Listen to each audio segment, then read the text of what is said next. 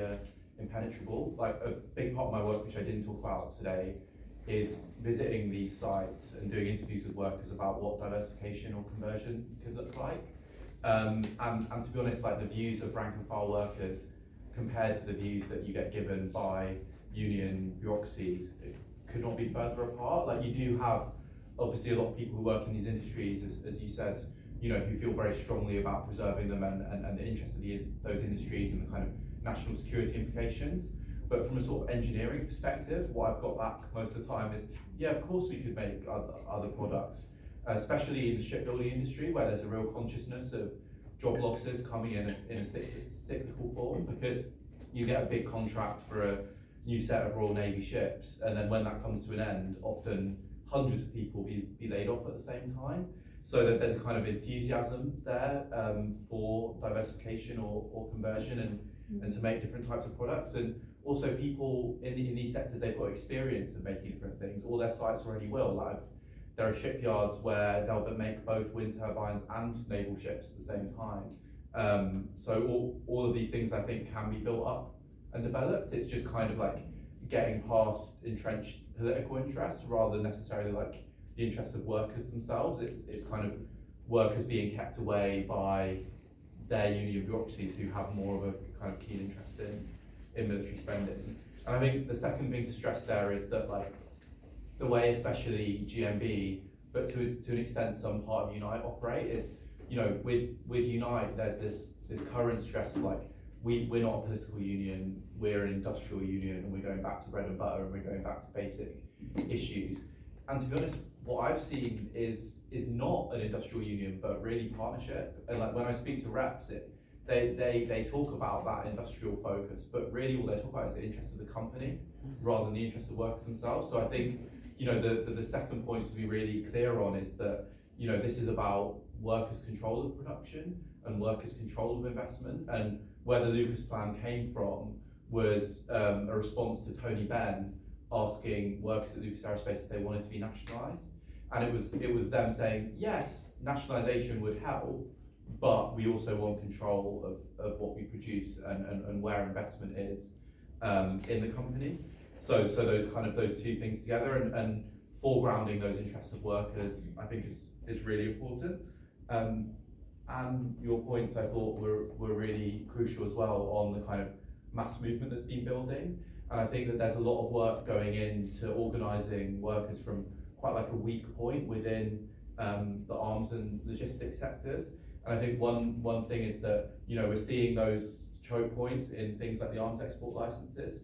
But if you look at, say, the F-35 program and Israel using the F-35s in Gaza at the moment, those are sustained by like a global partnership led by the US.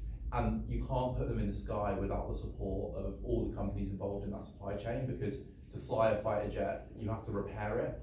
Every hour of flight requires something like 4 hours of repair, and then you need a constant supply of spare parts and components. Britain provides a good proportion of those spare parts and components. And if you listen to the US military official who's responsible for the program, he was saying before this war started, the genocide started, that this just-in-time supply chain they have has a lot of single points of failure. So I think what we're seeing with the mass movement is that like there's a lot of kind of early behind-the-scenes work going from a moment of weakness. Actually, we will hopefully over the next few months start to see some of that expressed in actually disrupting these operations, because there's more fragility there than it seems on the outside, especially when people are engaging and building the power of workers kind of in both production and transport and licensing as well. Brilliant, thank you, Khem. Okay. Okay, Sammy, if you'd like to come in on your summary. Okay. Yeah, no, thanks for the contributions. I mean, really, really helpful. And Pauline, I remember where I met you now in Derby at the new Lucas Plan film showing. Yes, I was there. Yes. Come back to me. Just to talk about that, I mean, you raised the point about defence diversification, arms conversion. These are really old terminology, to be honest, go back decades.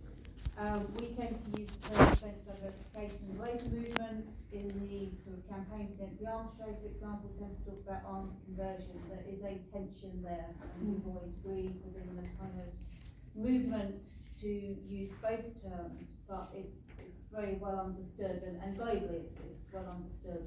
And partly that comes to because we have always fought for a defence diversification body within government, which actually Tony Blair did create when the Labour Party was last in power. But what did he do? He privatised it and made it a vehicle for bringing product to market, rather than what we saw as a defence diversification agency, which was actually about a just transition for defence sector workers and socially useful production. So I'm always slightly sympathetic to at least unite on some of this, because you know, they have been smitten in the past, so there has been a lot of hope. I don't agree with the position of Sharon Graham now. The letter she put out a couple of weeks ago was absolutely appalling, attacking people. I mean, there's lots of things in that letter, but this was a letter to staff and people within Unite, but attacking groups like C&D, groups like those campaigning, you know, at the arms manufacturers' gates and stuff, about trying to attack workers in the sector, and really that has nothing to do with us, that is all to do with them because that's their members. Well, no, it isn't, I'm sorry, you know.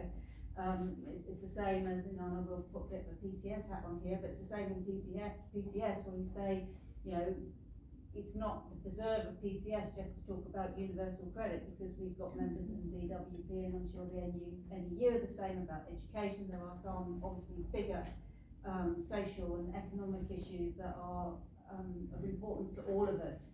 Obviously for individual unions, for then how to sort of manage that process with their members is another discussion. But I think I just saying that, and particularly around Derby, because I know all the problems in Derby, and hoping to come up to Derby to have some more discussions later in the year about what we can do there. But workers do know. Workers know. They're not ignorant, you know, and there is an element, it's like we can't blame the workers, and that doesn't mean to say that all workers don't also support our positions. You know, of course, as we know, there's workers that vote Tories and are right wing and whatever as well, racist. You know, within our movements, but they do know about that at Derby. But I think, you know, so we have to think about our strategies. We have to think about how we actually get through to have those discussions and the confidence that we can build. And I think one thing that really strikes me about Derby, and again, it's the same with Barrow-in-Furness as well, is that they become company towns. And I was really shocked to hear, I mean, I think Derby has about, you know, 40% poverty rates above national averages. It's absolutely shocking. You know, and it's the size, Derby's the size of the London Borough of Waltham Forest where I live, you know, and when I heard that, I thought, well, that's an incredible, you know, indictment, and the investment that's Rolls-Royce has gone into that one sector, and actually all the things that clearly need to be happening in Derby, let alone, you know, climate change, but obviously that all links in as well around social care services as well, and the high racial divisions as well, and sort of poverty that happens there. So I think, you know, we have to bear those in mind. And I think coming back to Barrow, and, you know, I don't think it's necessarily so interesting that Keir Starmer went to Barrow to sort of launch his mission, as he's on these grand missions. But because, you know, Rishi Sunak had just been there, so of course he had to go there, so we have to keep tabs obviously on where Rishi Sunak's going, because Starmer will turn up the lady who did it next. But I think, you know, they used to have a diverse economy in Barrow. They used to talk about defence diversification in Barrow. It's a shipbuilding economy. They could have lots of investment in offshore winds in that area as well. Again, there's high levels of poverty. There's going to be investment going into house building, because they've got to house all the people that are going to bring in there to build the ships, you know, for the submarines and stuff. I mean, that economy shouldn't be based on that one sector alone, and that's a huge problem. And I think there's one thing, you know, which we saw when COVID happened, particularly around the airlines industry, when that all collapsed. And when you looked at somewhere like Gatwick, and, you know, as PCS, we did do some work with other organisations and looking at the kind of alternative jobs framework, and not being dictating that if you do this, there's a skills match to go and do that. But, you know, what do they need there in that whole area? They need educators, they need social care workers, they need health workers. So, you know, I think we have to fight for those things as well to bring it in. And finally, I was just going to say, and I'm sure Ellie will be involved with this as well, there's a really fantastic group now across all of Europe, linking some to North America as well, on working on climate and militarism. The group is planning, I'm not sure if the subgroup is planning this week or The week of action. week of action at the end of September, and I think we should get involved in that. And I am supposed to be on the subgroup and haven't got involved yet, but I will after this meeting make sure I do more, because I think we need to get unions into this, and we need to look at how we organise in the UK around that. And I think that's a very practical and good way that we can start linking up and connecting the struggles, which was said on the panel right at the start of this. Thank you. Brilliant, thanks Sam. Okay, last but not least, Yes, Suzanne. and would you share that information about that week of action, so that we can put it out on our climate networks and training networks as well, because I think that would be really, really good. Just one quick point in relation to Sasha's question about the TEC motion and reversing it. I've nothing more to add really, other than to confirm what you were saying. There is going to be a motion from UCU, from their conference, which the delegates at that conference are arguing with their union, let's take this to TUC. If that's the case, then we need a whole bunch of unions to come in behind that motion with the kind of discussions that we've just been having in here. So other than that, nothing other to confirm that, Sasha, as one avenue that we need to follow. People have raised some really great questions. Just want to, I just want to come to this, Ellie, you picked up on it, you know, do we call shut it down? Well, okay, if we want to tackle the climate crisis, we will have to close down fossil fuel industries. We will have to stop the production of oil and gas and whatever the right, you know, whatever. We will have to do that, and we have to do it with some urgency. If we want to live in a world that is more peaceful, we will have to shut down the military industry. If we want to stop a genocide, we will have to, that has to be part of our activism. And I do think that if regardless of what we kind of collectively sort of or otherwise come up with in this room, some people will draw that conclusion, full stop, end of story, because they see the horror in Gaza, and they want this to stop, and they want this country to stop producing weapons and sending over there. So there are always going to be sections of the movement who that's their urgency. I don't think we should leave it there, because maybe the way of approaching it comes a little bit to the Derby question, but shut it down, produce X, not Y. So there has to be another part to the slogan, I think. So shut it down, let's make this, not that. Let's invest in jobs in this, not that. And I think if we do that, we are, you have a package there which identifies we do have a task to transition our society away from war, from militarism, from climate change. But we want to do that in a way that allows people to have hope, as you say. Because I come from one of those towns, those single industry towns. It was the very first demonstration I went on when I was 16 years old, and I left school to join the demonstration that took place in concert against the closure of the steelworks. My boyfriend at the time worked in the steel industry, worked in the steelworks. There was such devastation, such a lack of hope. What they offered us at that time in concert were crisp factories. Anyone remember these crisps? You're all far too young to remember it. But that was what was offered to us. Like, people got their redundancy, invest in this, invest that. There was no proper alternative employment, apart from the reasons that Sam says. I'm slightly digressing onto British, but I must stop doing that. So coming back to that. So I think it's more picket lines. Yeah, I mean, notwithstanding what people have said in terms of reactionary picket lines, I think most of the time we need to be there, and we need to be there with a message that says we support you as workers. We also have this perspective on the question that you are, the industry that you're in, etc. So I want to sort of perhaps finish on Khem's point about, the workers in those industries aren't always thinking the same things that the leaders of their unions are thinking.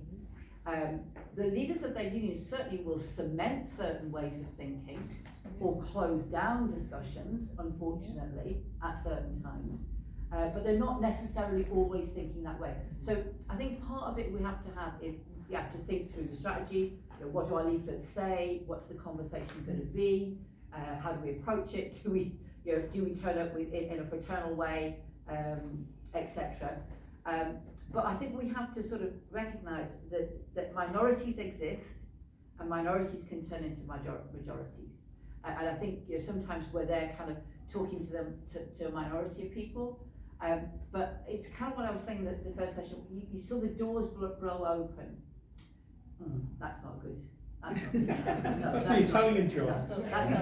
Yeah, the doors opened when we saw the climate threat. So it's a bit what Anne was saying to us, that when the movement took off, suddenly all those workers in different places who were thinking, I'm not so sure about this climate crisis, had their kids saying, oh, I'm going to this demo for this reason, and that included in those industries. So I thought we saw a lot more movement more quickly at that point. And there are other unions as well. So let's just not let them, that's what I meant by let them dominate. There are other unions, the NEU, the PCS, the unions. So what are we saying? What have we got to say about these issues? So we're at the table as well. And then very finally, good jobs.